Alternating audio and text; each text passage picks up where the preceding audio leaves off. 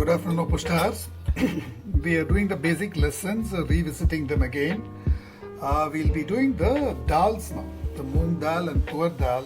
A lot of you had problems with cooking these. You had mentioned extra cooking times. You had mentioned spewing problems. All that can be completely eliminated if you learn pressure baking. Okay. Now the problem is, this is around half a cup of moong dal, 100 grams. Now, when you mix in water, okay, just see what happens. When you mix in water, you can see the foam forming, right? Now, this is because of chemicals called saponins, which are soap forming. So, this is what causes spewing. The foam builds up and the bubbles get strengthened with the protein, and then they cause spewing.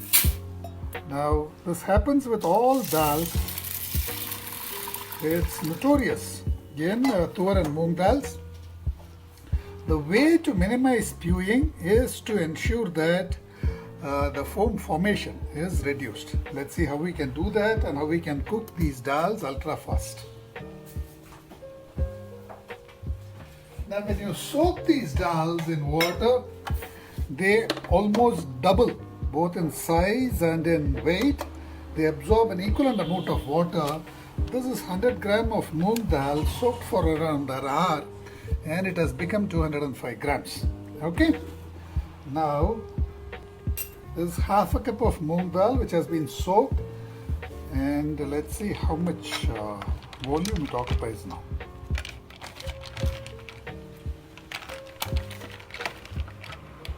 Yeah, it has doubled. So half a cup of moong dal has become 1 cup. Okay. Now the fastest way to cook it is to pressure bake it with minimal water. For half a cup of moong dal, I am going to add just half a cup of water. That is 1:1. You can even go less. You can add just quarter cup of water if you do not fear burning.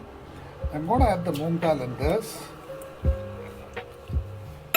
You'll see how incredibly fast the dal cooks.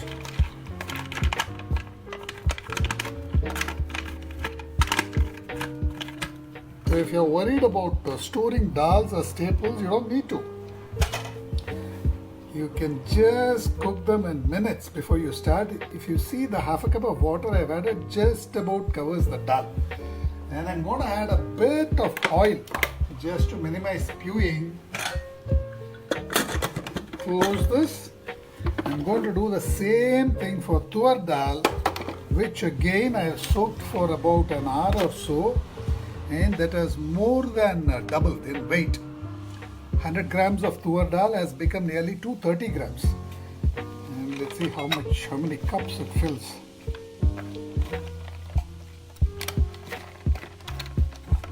It fills more than a cup. So tur dal absorbs more water than moong. Okay? We'll cook it exactly the same way. So for half a cup of tur dal, I'm going to add half a cup of water, a bit of oil to start with to minimize spewing.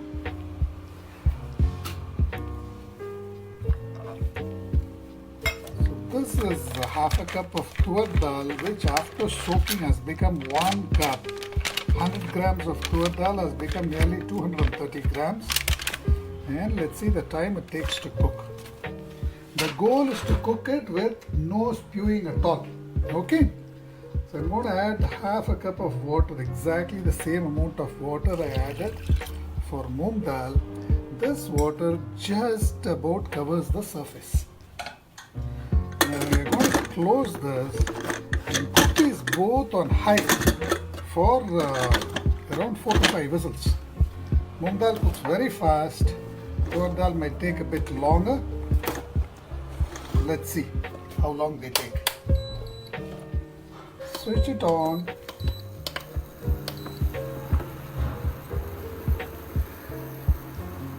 And I expect the moong dal to be perfectly cooked in around 3 to 4 minutes, and tur dal to be cooked in something like 5 minutes or so.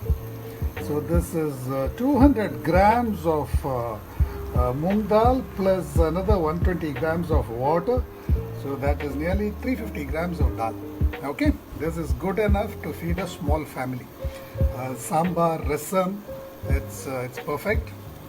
You can make sambar to feed around 6 to 7 people and rasam to feed around 7 to 8 people with this quantity of dal. So if you are worried about stocking staples, you don't need to. Use soaked dal. If you use unsoaked dal, you will face spewing problems. It is also not a green way of cooking because most of the cooking time is lost in water trying to enter the dal. Till the time cooking does not happen and till the time the fuel just gets wasted. So it's always a good idea to soak the dal. It's also a better idea to soak the dal because some dal have phytic acid in them, which is an anti-nutrient which causes digestion problems.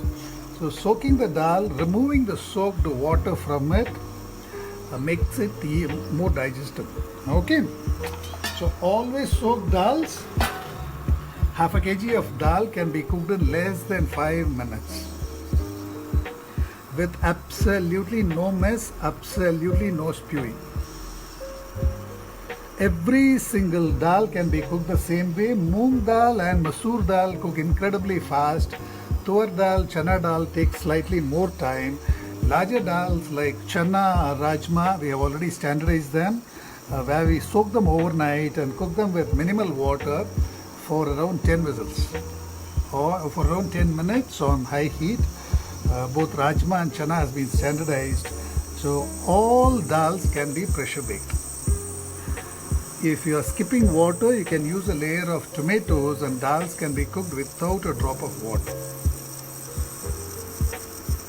As I said, I expect the moong to be cooked in 3 to 4 minutes and tur to be cooked in around 4 to 6 minutes. Let's see what happens. So you should be getting the first whistle in around 3 minutes. I expect to see absolutely no spewing. The idea of adding minimal water is to completely eliminate spewing. If you face spewing, you need to reduce the water even further.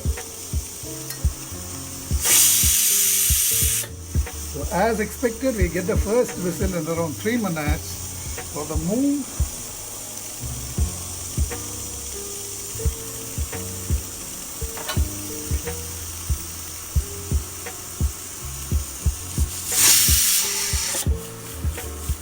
Around 3 minutes for the tur dal also. Can chana dal be soaked and used for puran poli? Will soaking turn them sour? No, soaking will not turn the dal sour. Fermentation would turn them sour, not soaking. Okay, you see the spewing in tur dal. This means that we have added more water than required. They do not require half a cup of water. The next time you can do the same recipe with less water, slightly less water. Spewing merely tells you that there is more water than what is required.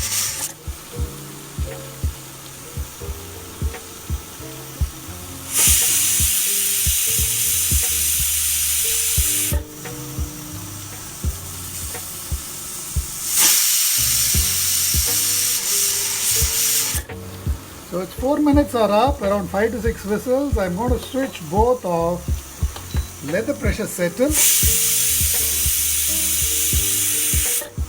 That's going to take another 3 or 4 minutes. By this time the dals will be cooked completely. So that's all it takes. Cooking dal for one full day for a small family will not take you anything more than 4 to 5 minutes. Be it moong or be it tur dal. If you are cooking chana or rajma, it will take you slightly longer, around 10 minutes or so. Okay. Now I can release the pressure for the moong dal. Moong dal will be perfectly cooked, but I would suggest you let the pressure settle for tur dal because it's slightly hardier than moong. Okay, let me wait for a minute before I release the pressure.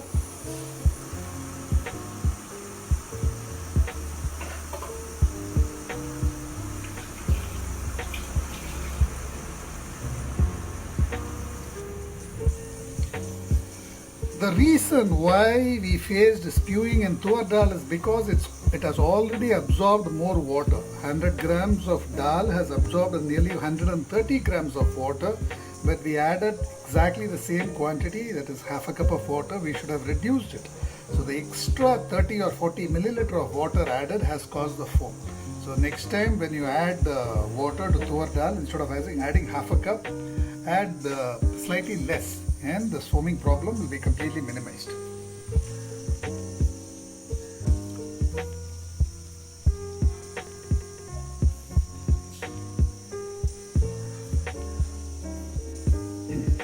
So I'm going to release the pressure for the moong. I expect to see it completely cooked with no water.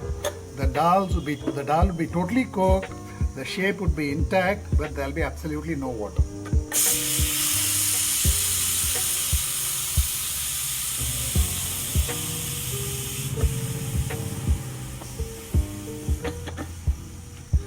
This is a lot faster than cooking the dals immersed in water, because here we are pressure baking them.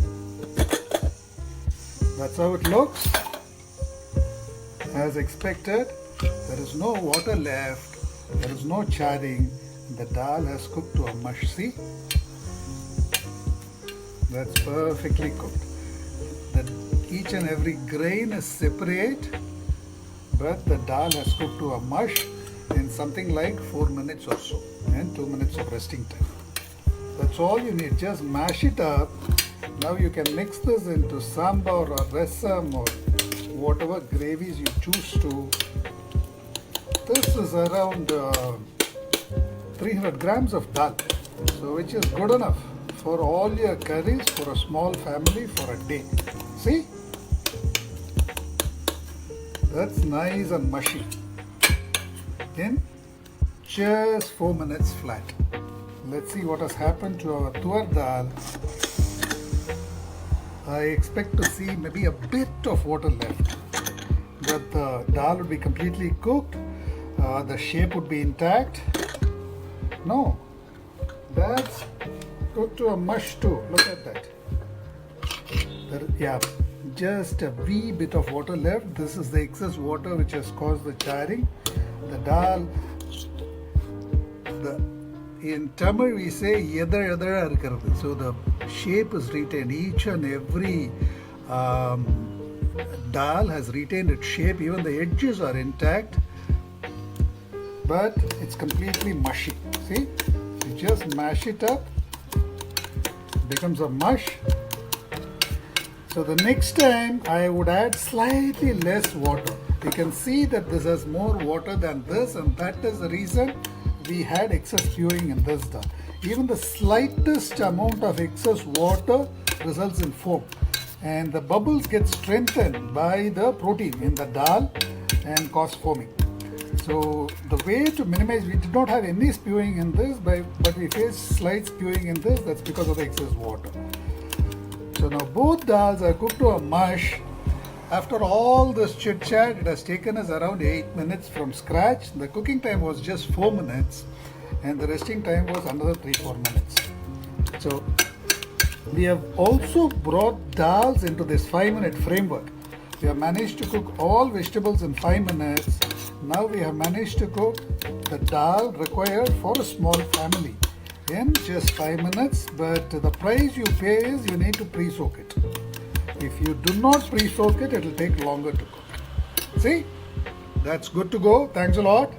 I'll do the rice lessons a bit later. Let's see how long it takes for us to cook rice. So complete all the building blocks, and then it'll just be a question of putting them together. Lata Subramaniam, can this tur dal be frozen? Yes, it can be frozen. If you store it open in a refrigerator, all the water gets evaporated and you get dal powder. Dal gets completely dehydrated. Now if you just put this in a plate and pop it inside your refrigerator for 2 to 3 days, this will become a powder. It's a cooked dal powder. You can just mix it into any of your gravies. Hariharan Raji, very useful demo. Thank you very much. We can have fresh dal instead of frozen ones. Freezing dal doesn't matter a bit. You can use fresh, you can use frozen. There is no loss in nutritive value. There is no loss in taste, texture or flavor. However, freezing dal is anathema to most families. We are culturally conditioned against doing it. So do whatever you like. If you think making fresh dal every day is a problem, freeze it or just soak it overnight. In the morning, you can have your dal in just 5 minutes flat. Thank you very much. Let's do the lesson on rice maybe a few minutes later.